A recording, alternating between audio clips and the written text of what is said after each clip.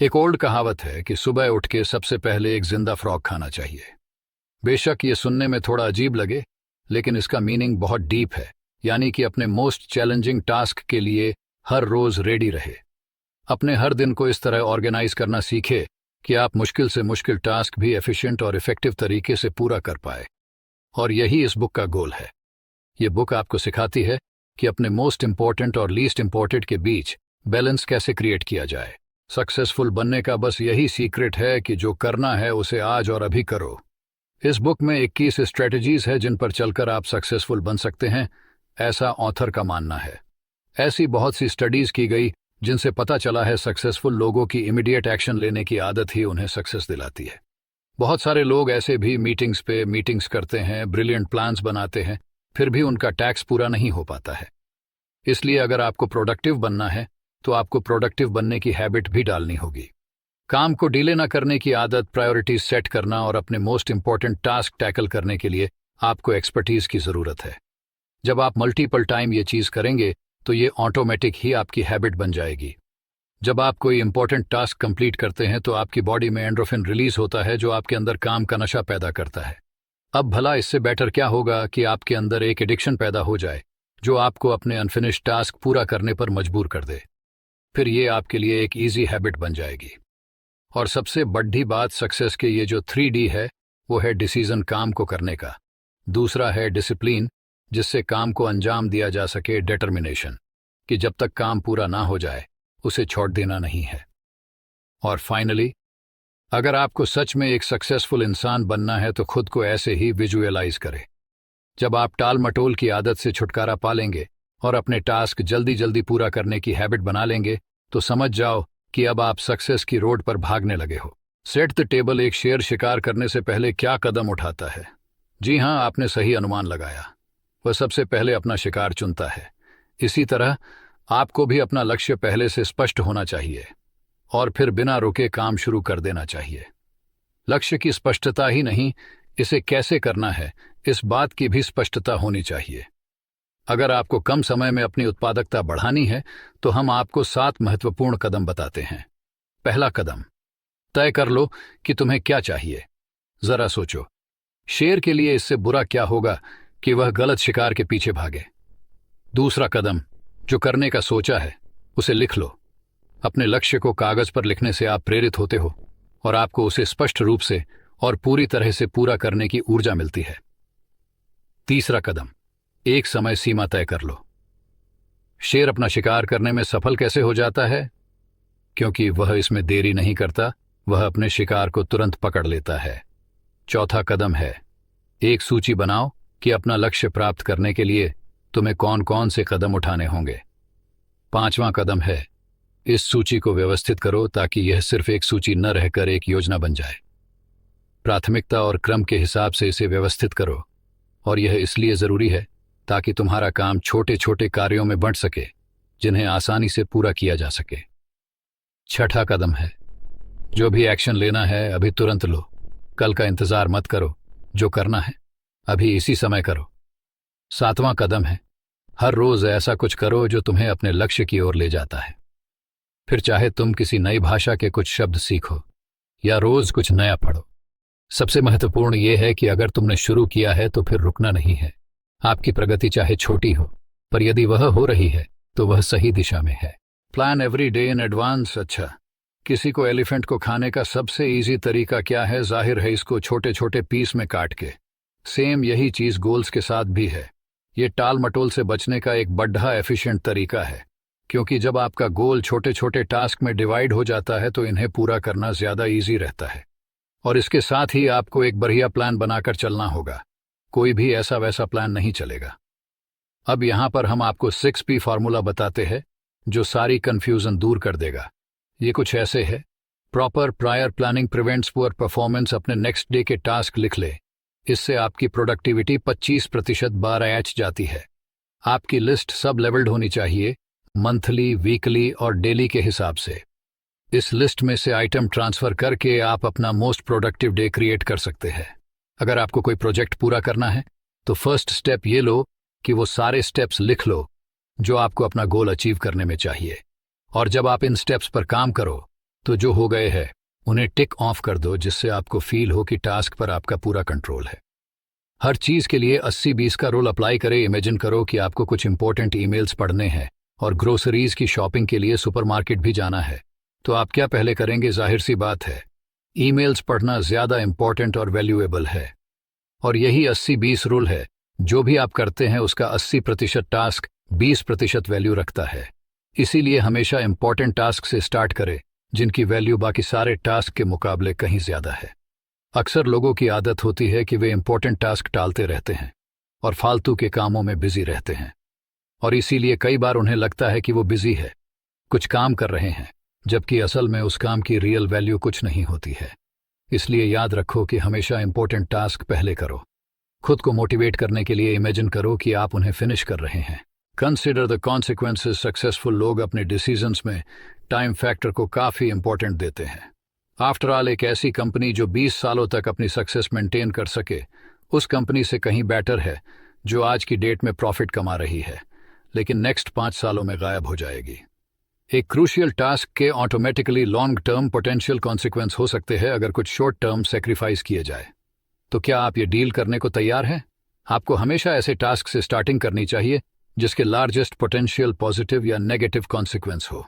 खुद को मोटिवेट रखने के लिए रिमाइंड कराते रहे कि इस टास्क का पॉजिटिव इम्पैक्ट आपकी लाइफ में क्या होगा।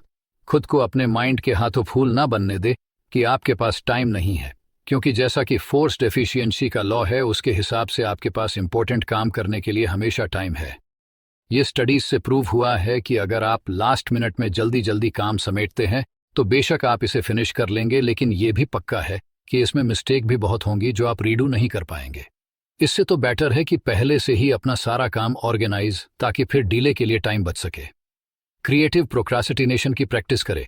अगर आपको एक ही दिन में ढेर सारे फ्रॉग्स खाने पड़ डेढ़े तो आप क्या करोगे? आप बोलोगे कि सबसे पहले फर्स्ट वाला फ्रॉग खाएंगे।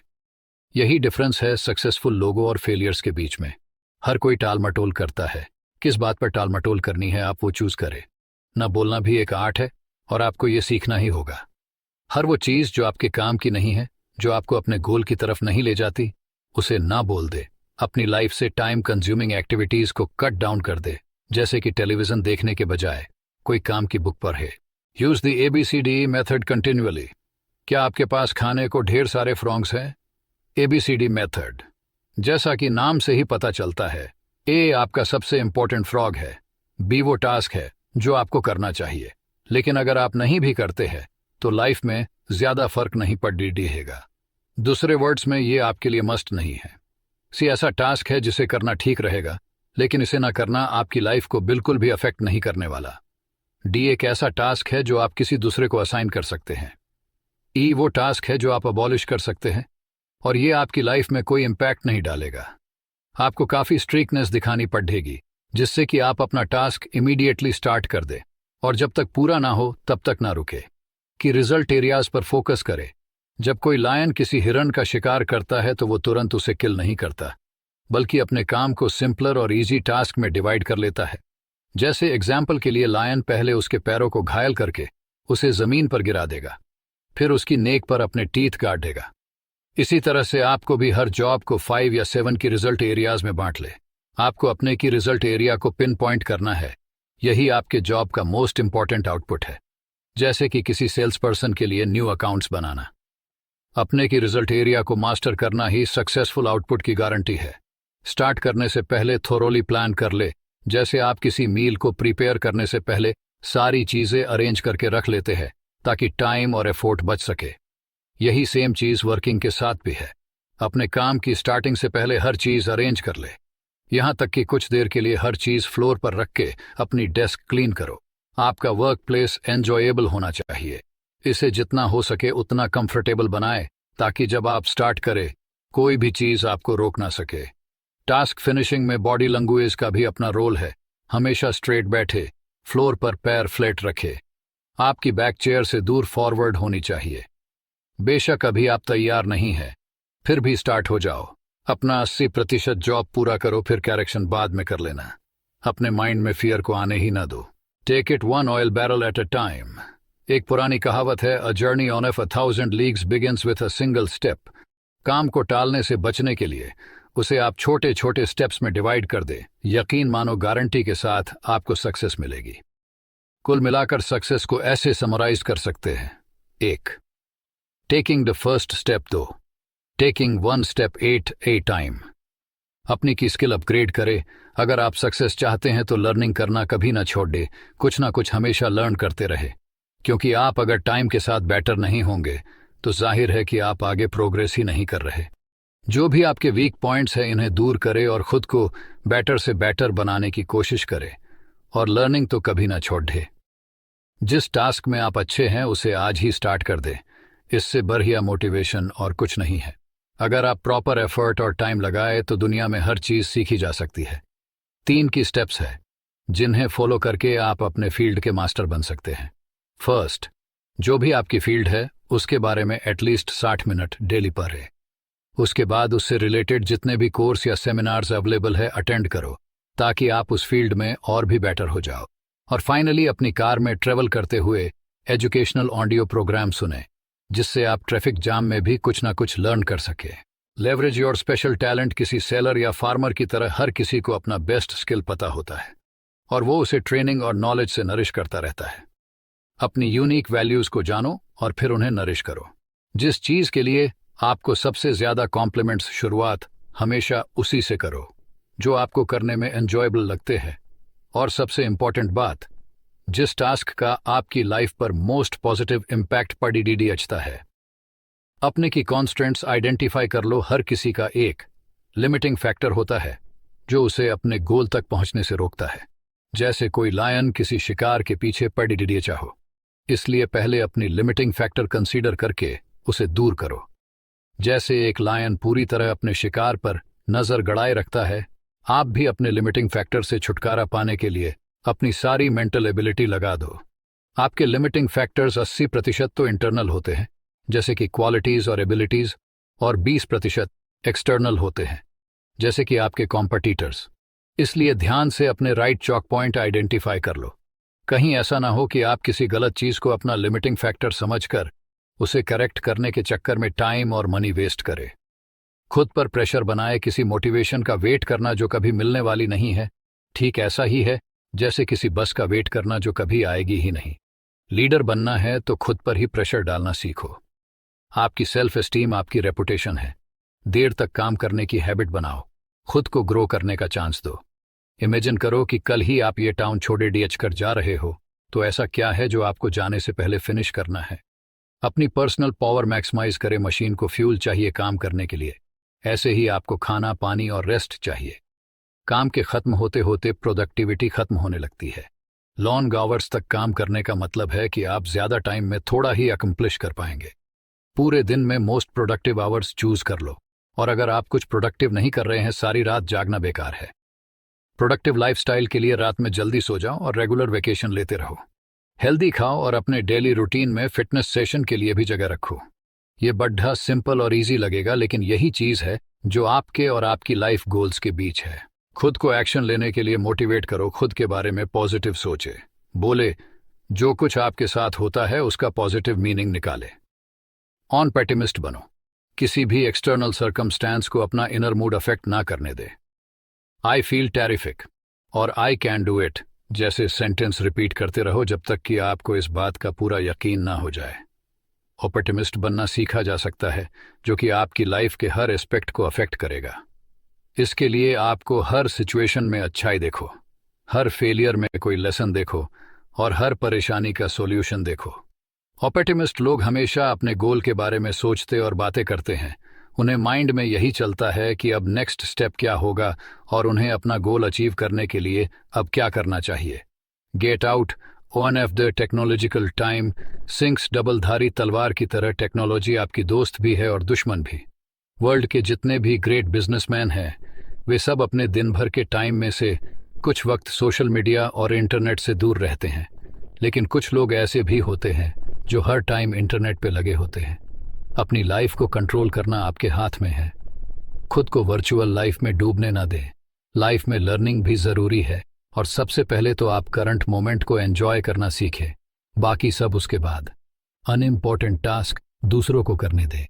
हर रोज कुछ टाइम अपने लिए निकालना बहुत जरूरी है, ताकि आपके परफॉर्मेंट टास्क की वैल्यू इंक्रीज की जा सके। खुद को टेक्नोलॉजी का गुलाम ना बनने दे।